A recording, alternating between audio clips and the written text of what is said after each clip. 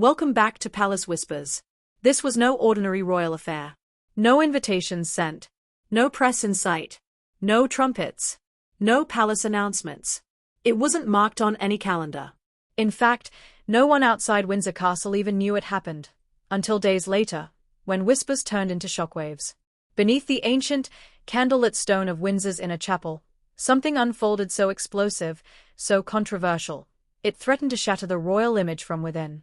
Catherine, Princess of Wales, Kate Middleton, was spiritually crowned. Not by law, not by Parliament, but in symbolism, influence, and emotional authority, she was declared queen. This was no ceremony of tradition. This was a quiet revolution. Led by senior figures of the Church of England and sanctioned in silence by top royal aides, the service was intimate, sacred, and heavy with intent. No cameras. No Charles. No Camilla. Only a chosen few. And when the Archbishop anointed her forehead with sacred oil, taken from the same vial used for Queen Elizabeth's coronation, those present knew history had just changed.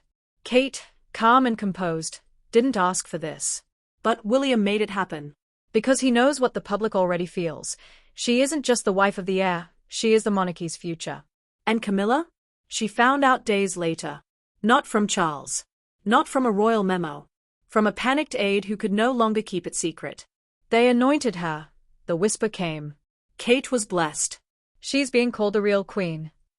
Camilla's silence lasted only seconds. Then came the rage. She smashed her teacup. Shouted.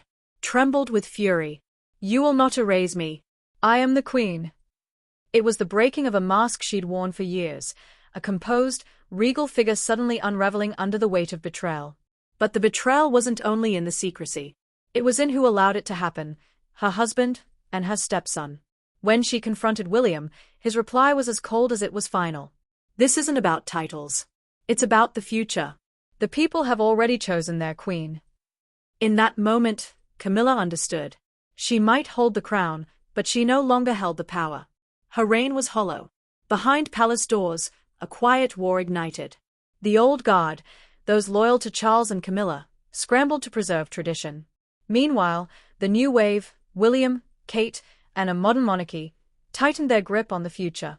Camilla, once the monarchy's great comeback story, had become a relic.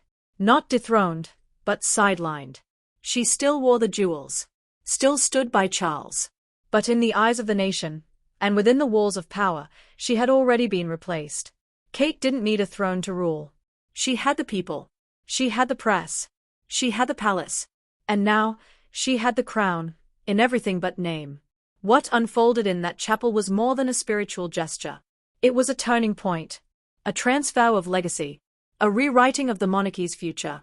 Camilla's crown may remain on her head, but Kate carries it in the hearts of the people. And for the woman once branded a royal villain, who clawed her way to acceptance over decades, that truth is more painful than abdication. The monarchy didn't announce a new queen. They simply started following one. Let me know your thoughts in the comments below. If you enjoyed this video, hit like, smash subscribe, and turn on notifications so you don't miss the next one.